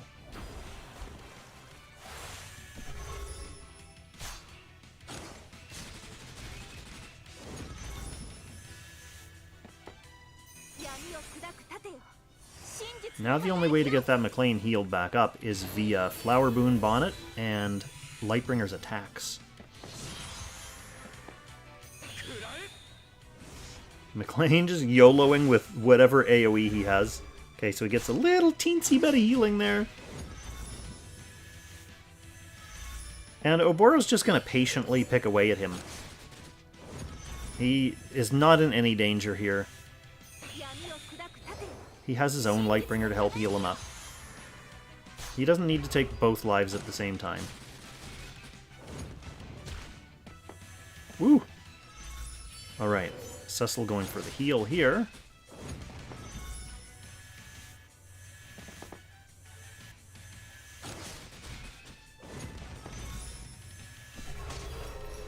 And now this is your chance, your second chance. And that's it, McLean down. No way for that single lone Lightbringer to take out a guarded Oboro. So we go on to game 2. Cecil removing Epsilon, bringing up Ricky. Bringing up Ricky for some more defensive shenanigans. Jay dropped Tiaris and brings up SP Matthew, specifically for this map, I'm assuming. Let's see how pick ban goes. We're going to see largely similar so far. Oh, he brings up the Ricky and he deploys her as well. Good. I'm glad it wasn't an empty gesture. We want to see Ricky in action. But Cecil with his favorite healer, favorite first pick tank, and he's going to use Kaguya. So Freed's favorite unit, also Cecil's favorite unit. Look who we've got here in the portrait. So let's see if it's going to be... Cecil actually was the one who recorded the guest spot on my Should You Summon episode for Kaguya. So he explained a lot about how she works, and let's see if we're going to get a demo in action.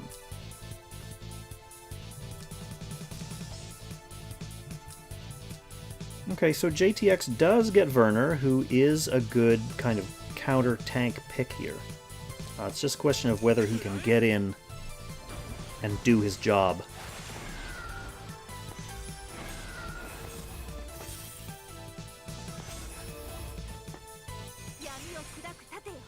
Cecil's team not really built for killing units around that tank. It's a Ricky and 3 mages, essentially, so he's probably going to have to go through Lightbringer. One thing that makes that a little bit easier is, yeah, he's brought an almost full AoE kit on Lucretia. He's also got AoE kit on Kaguya. So this is basically to help his Lightbringer and the rest of his team stay alive while he's doing that kind of like chip song and dance.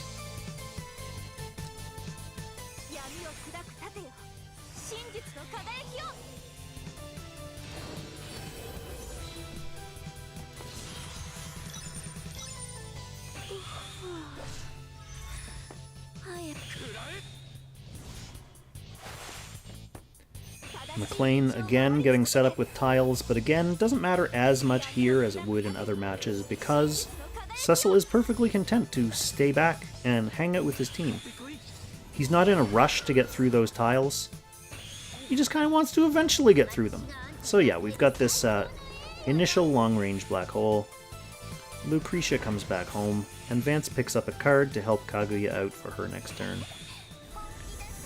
This forces Sissy's hand, so she pops her heal here.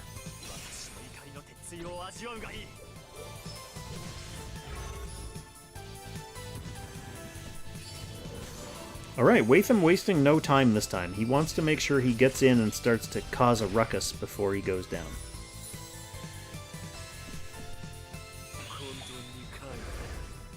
Getting into optimum AoE position, and here it is, a big AoE on the whole team. Let's see what kind of damage that did. Obviously, Vance can't heal, doesn't matter as much. Lightbringer heal blocked. Everyone's going to be heal blocked, and that is not ideal for this team. Lightbringer also unable to guard. So, what do you have for follow-up? I mean, you guys ignore guard anyway, but you're not quite able to... I mean, you can get in. But you can't really reach anything other than Ricky. He's not your primary target.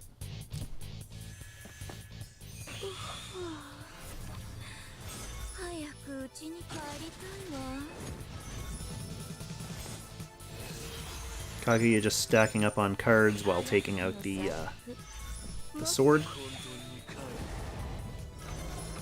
But Watham able to move in again, take advantage, get another AoE off. Which means Kyra not able to finish that kill. Not able to heal the team up. They're hurting. But I want to see what Jay is going to do with his Werner. Just suicides and infantry for whatever reason.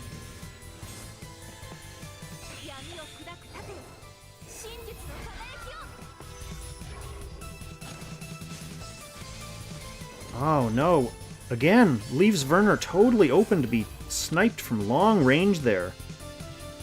And that Jay doesn't even want to continue any further. That's the second game in a row that he aggressively moved his Lightbringer up to make a play, leaving an important unit behind. Just, I guess, underestimating Lucretia's range, and just lets Lucretia gobble up all his hopes of winning. So, congratulations, Cecil, on advancing to the top 32. We will see you in action against Legend Kings tomorrow. And GG JayTX2 as well for making it as far as you did. Alright, let's take a... I think I have time before I have to go eat my bacon and eggs, so let's take a look at Will Underscore's game against Q and see what happened here.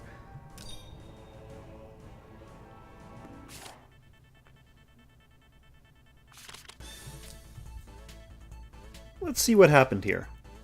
We'll get a chance to see some... I wonder if Will, like, overthought this matchup and tried to get too cute and deviated from his box that he was comfortable with. I mean, he did let Werner and Oboro both get through, which are both kind of like the stereotypical bulk box killers. Normally, Will does not like to face either of these units, much less both of them. Very interesting.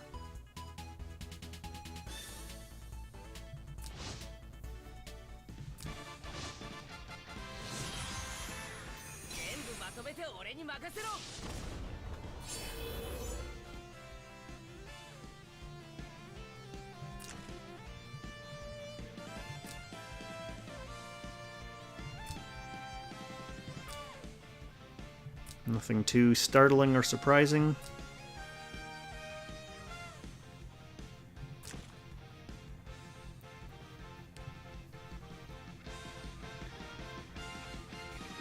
That's right, this is not a charge in and splash stuff, Matthew. The way Will has his built is somewhat unique. Look at this defense. He has him built for bulk. I think he's using the unique equipment, the accessory that boosts his stats when he's near his allies. So he brings him for buff and to hang out and do stuff with the tank. Other than that, nothing else too surprising. He does have a tank and he does have his Elma. He has Gintoki. He has a good team. So where did things go wrong for Mr. Underscore, for Air Underscore?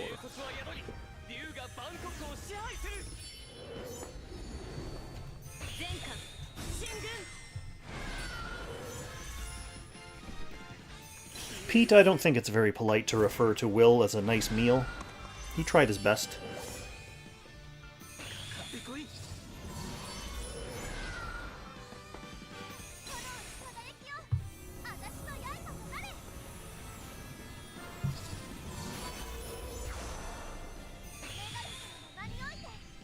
Okay, so Candle comes out.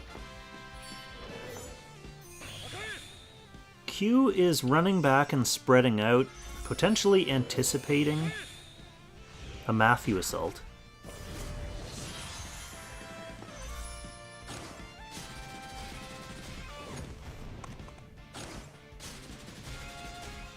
So we have a trade. The Werner goes down in exchange for the Gintoki. That's a good trade for Q. Gintoki is a very powerful end-game carry, and Q knows that he has Oboro as well in his back pocket to help him get around tank. If he didn't have that Oboro, I think he would probably have wanted to keep his Werner around a little bit longer, but Oboro is there as a backup plan, so getting Gintoki off the table is a pretty good trade.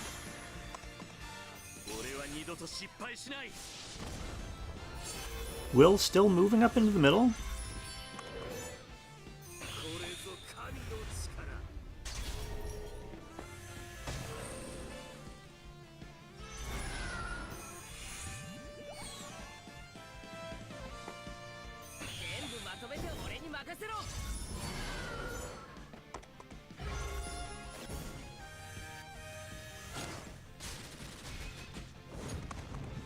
Elwyn looking strong.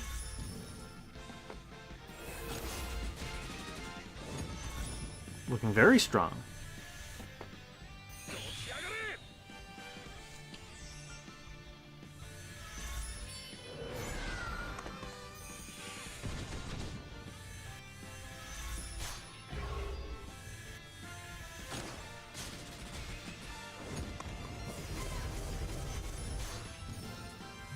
Alright, between Elwyn and that,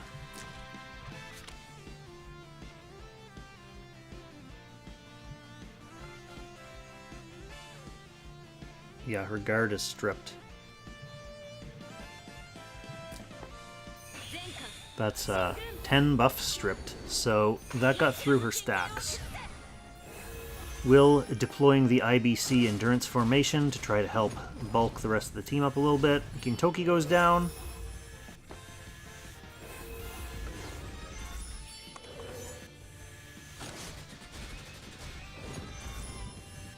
First life off Elwyn. But, because we know the guard got stripped, Elwyn is able to easily kill that double infantry IBC. Elwyn only 1 life left, but Oboro's fully stacked, ready to come into the action, and all Will had for DPS was Matthew, so he knew he wasn't going to be able to combo down that Oboro, so that was the end of that game.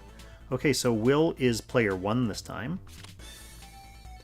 He brings up SP Ledden. He brings up Lucretia, and he brings up Archon, dropping both Matthews. Q also dropping a little bit of healing, or swapping healing rather, for the old player 2 Act Again healer and Archon as well. So we're going to get to see double Archon on this map.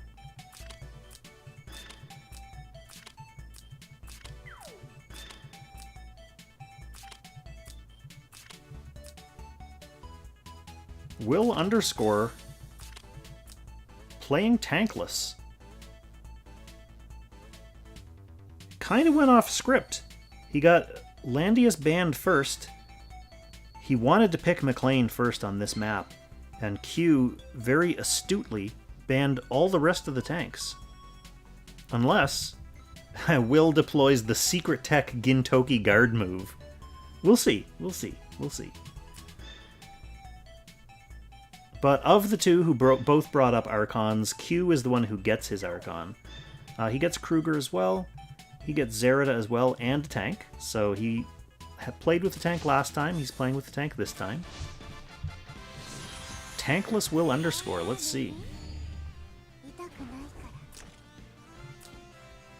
Going with Pirates on that McLean.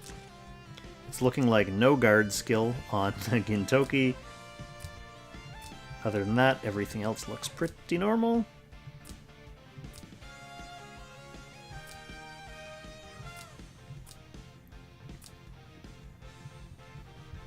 Alright, let's see how this plays out.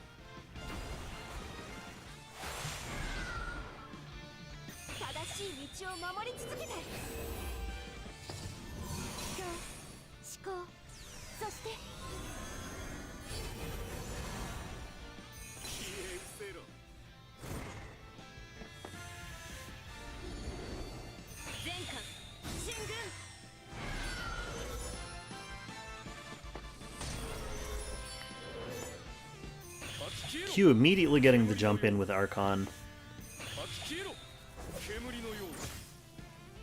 Does not want Will setting up any water tiles with this McLean. He's not going for the McLean though, he's going for the Gintoki, because Gintoki's not stacked up yet, and that's dead. No stacked. The Golem just kills himself. And there's a ball here for Zerida to teleport to. The wheels are just falling off. Will definitely not comfortable playing without a tank right in his own back line.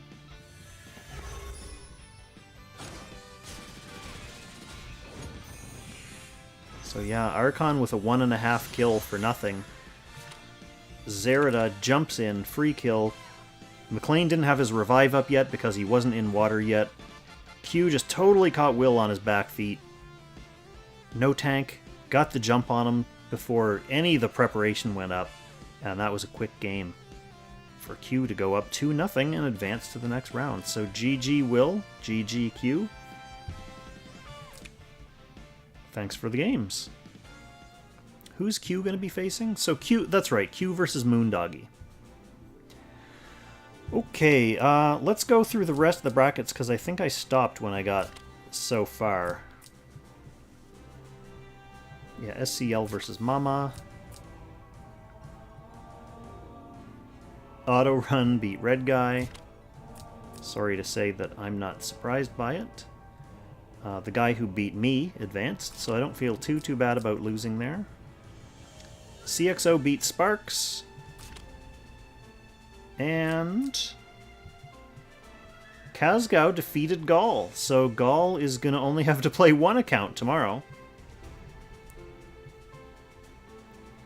Alright everyone, that is going to be it for me. I have been playing this game all day. Dimensional Expedition is behind me, so thankfully I don't need to think about that for the rest of the month. But I will be back tomorrow to stream more Apex Arena games. So I would say let me know, since this VOD is going to go up on YouTube basically as soon as this stream is over. So pop over and leave a comment on that video and let me know which matches you want me to follow tomorrow. Or just go on the Concord Discord and let me know, or go on Maincord and let me know. And whatever the most exciting matches are that people are looking forward to the most, those will be the ones we watch tomorrow. So, until next time, I'm gonna go eat a big old pile of bacon and some eggs and then sleep, and I will catch you tomorrow. Thanks for tuning in.